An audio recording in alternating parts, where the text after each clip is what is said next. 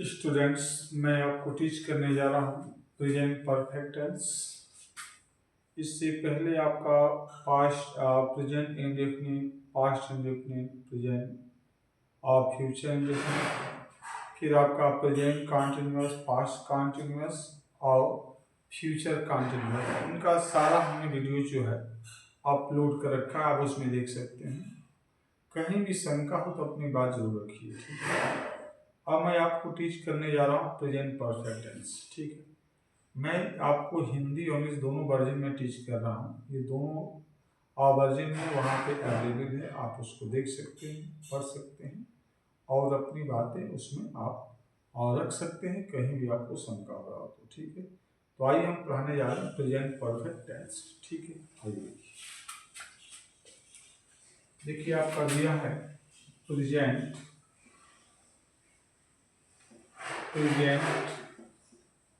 of perfect tense, right. ये ध्यान दीजिएगा। सबसे पहले मैं आपको टीच कर रहा हूँ इंग्लिश में, इंग्लिश मीडियम वाले बच्चों के लिए। हिंदी मीडियम वाले बच्चे भी इसको समझ सकते हैं। मैं हिंदी मीडियम वाले बच्चों के लिए इनका अलग से टीच करूँगा। पहले इंग्लिश मीडियम वाले बच्चों के हिसाब से देखिए, ठीक है। इंग्लिश में देखिएगा तो इसमें देखिए आपका जो अफर्मेटिव पहले आता है स्ट्रक्चर, इसमें सबसे पहले आपको लिखना होता है सब्जेक्ट, फिर आपको नोट करना है हैज, ऑब्लिक हैव इस्तेमाल करना है, फिर आपको B3 plus object plus other word हो जाता है, ठीक है। हैव का प्रयोग जो है प्लूरल सब्जेक्ट के साथ और हैज का प्रयोग सिंगुलर सब्जेक्ट के साथ करते हैं, ठीक है। आशा करता हूं कि आपको समझ में आ रहा होगा और इसमें कोई भी दिक्कत आपको नहीं होनी चाहिए। आइए देखिए इसमें क्या दिया है। सबसे पहले आपको सब्जेक्ट चाहिए तो आपने जैसे लिख दिया ही, ठीक है। एग्जाम्पल के लिए सब्जेक्ट चाहिए ही है। अब देखिए ही हमारा सिंगुलर है तो सिंगुलर के साथ हैज इस्तेमाल करेंगे। उसके बाद B3 चाहिए, इन दोनों में से कोई एक करना है तो सिंगुलर के साथ हैज और प्लूरल के साथ है सिंगुलर हैज कर दिया। B3 चाहिए, आपने B3 कोई भी B3 कर सकते हैं, दोनों हो गया। ऑब्जेक्ट चाहिए तो ये क्या हो गया, to school, SCH other word तो आप क्या कर सकते हैं, बाई बस, ठीक। अदर वर्ड में अपने हिसाब से आपको वह लिखना होता है जो इसके मीनिंग को क्लियर करे, ठीक है। अगर आप उल्टा सीधा गलत और अनसुटेबल वर्ड अगर इस्तेमाल कर देते हैं तो मीनिंग अच्छी नहीं निकल के आएगी, उस तरीके से आपका सेंटेंस अधूरा लगेगा। इस वजह से ऑलवेज यूज सटीक वर्ड और fit word, good word, right. चलिए अगला देखिए। जैसे आपने लिखा इसमें सब्जेक्ट में, अगला एग्जाम्पल आपका सेकेंड नंबर, आपने नोट कर दिया आई के साथ हैव का इस्तेमाल होता है तो आई है हो गया। B3 चाहिए तो आपने कर दिया यहाँ पर क्या चीज डन हो जाएगा। ऑब्जेक्ट चाहिए तो हमने लिख दिया माई वर्क, ठीक है। माई वर्क कर दिया आपने। अदर वर्ड चाहिए तो एट होम कर सकते हैं और इस तरीके से आप बना पाएंगे। तो आप देख रहे हैं क्या चीज, अफर्मेटिव सेंटेंस की एग्जाम्पल। ये सारे हमारे क्या हैं, अफर्मेटिव। लेकिन अगर हमारी सेंटेंस मान लीजिए नेगेटिव हो तो उसके लिए क्या करेंगे, नेगेटिव होने पर तो आपको कुछ नहीं करना, हैज और हैव के बाद केवल नॉट का इस्तेमाल करना है। क्या, नॉट। आइए देखिए, जैसे आपने फर्स्ट एग्जांपल आपने कर दिया सब्जेक्ट सी चाहिए, सिंगुलर है तो यू लाइट हियर हैज।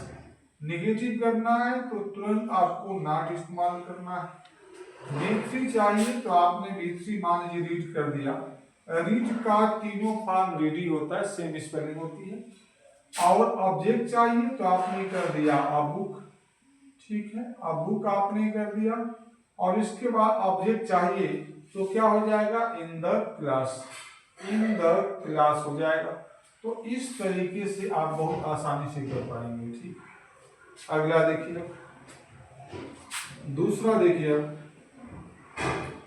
अब इसमें हमने कर दिया, मान लीजिए सब्जेक्ट यू कर दिया आपने, सब्जेक्ट चाहिए यू हो गया। यू हमारा प्यूलर है तो हैव इस्तेमाल करेंगे हम, ये हैव हो जाएगा। निगेटिव करना है तो इसके तुरंत बाद आपको नॉट इस्तेमाल करना है। और यहाँ पे B3 चाहिए तो जैसे मान लीजिए आपने कम कर दिया तो कम होता है B3।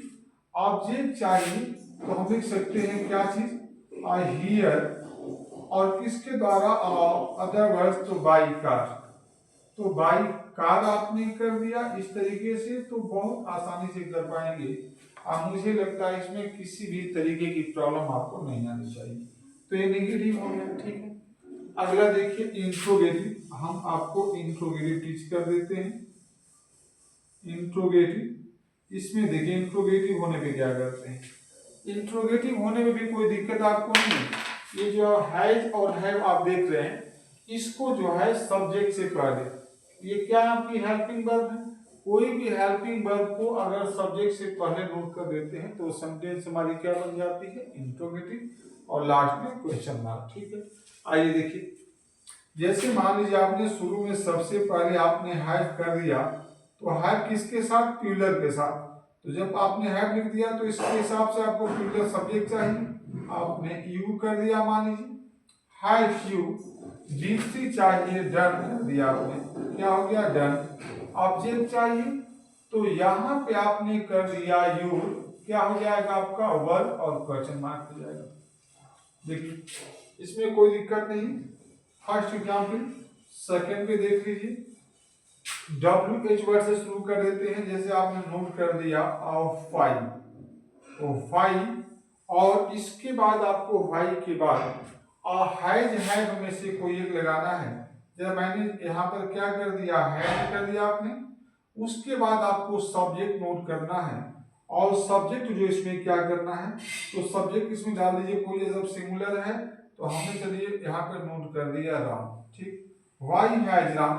अगर आप चाहते हैं कि इंट्रोगेटिव और नेगेटिव दोनों हो तो सब्जेक्ट के तुरंत बाद हम नॉट का इस्तेमाल कर लेते हैं, ठीक है, राम नॉट। और B3 चाहिए तो यहाँ पे आप कर सकते हैं, जैसे आपने गॉन कर दिया, और ऑब्जेक्ट चाहिए तो टू आपने क्या कर दिया, स्कूल, और उसके बाद अदर वर्ड्स तो बाई बस आपने कर दिया, क्या हो जाएगा, बाई और बस। तो इस तरीके से आप कर सकते हैं।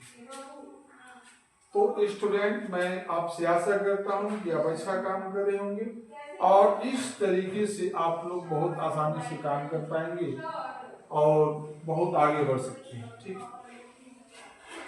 Thank you watching for this video. अच्छा लगे तो इसको मैक्सिमम बच्चों तक शेयर करिए जहां तक आपके द्वारा पॉसिबल है, और ये आपके तरफ से एक बहुत बड़ी सेवा है, ठीक है। थैंक यू, मिलते हैं नेक्स्ट वीडियो में, तब तक के लिए धन्यवाद, थैंक यू।